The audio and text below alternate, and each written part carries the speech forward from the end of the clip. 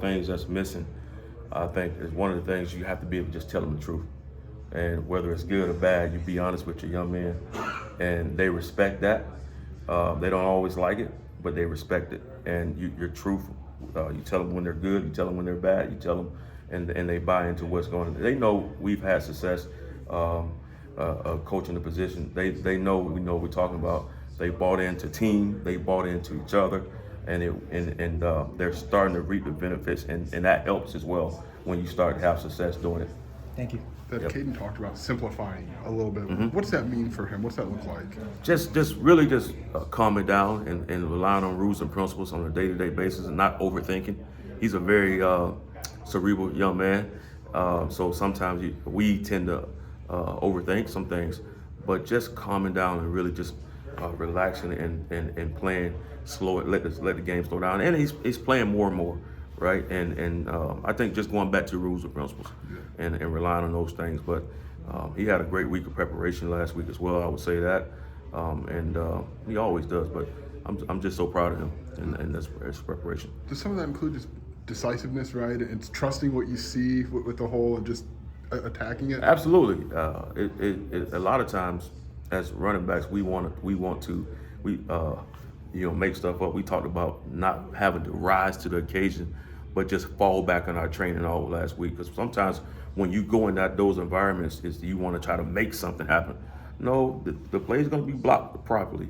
You go execute and then let your God-given ability take over from there. So just fall back on your training, relax, and just fall back on your training. I thought Brett made an interesting point yesterday. Like, he looks older, right? But he's still kind of like new to the running back spot. And like, you have to remind yourself, like, okay, this is as good as he was last year, as physical as he is, like, he's still kind of new to this thing. Yes and no. Yes and no, because he's so, number one, he's so big, you think that he's an older guy, like you said.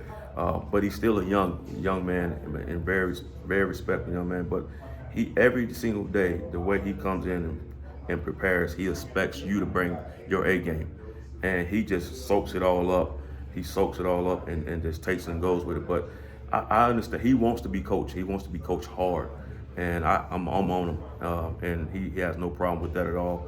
And so every day he gets better. And I think he'll continue to get better as he grows and plays. So I try to forget on purpose to keep pushing him, right? Because he looks like a grown man, but he's a young, he's just playing. I would have to remind myself he played probably a handful of plays in this game last year, right? He didn't play a whole lot last year, really up to the game 4. So those are things that we're looking at tape from last year and watching the mistakes that he made last year and improving upon what he's actually where he's at right now. So he's getting better.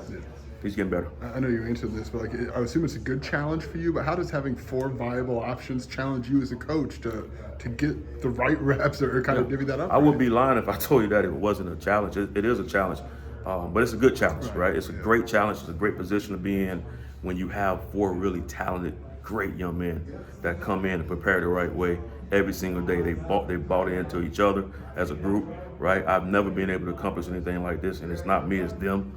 That give me the freedom to actually put them out on the field. And they earn their reps, they understand that, and I'm so proud and privileged to be their coach. My last thing is, how does having different enough, right? Yes. Those backs, some very different, Yes. obviously, but how does that, Brett's talked about, you got to have that compliment. How does that play out for you? How does that help? I think they just play off one another. Kaden is what we call it. He has speed and power. You have Josh, who's going to be a power guy. He would say he has speed, but I would say he's a power runner. Great hands out of the backfield, which he displayed on Friday night, which he always does that every single day. It's not one day that he doesn't catch one-hand balls. And then you got to have Aiden, who's going to continue to get better as he plays more. And you'll start to see his speed and things come to light as he continues to play and get all the way back.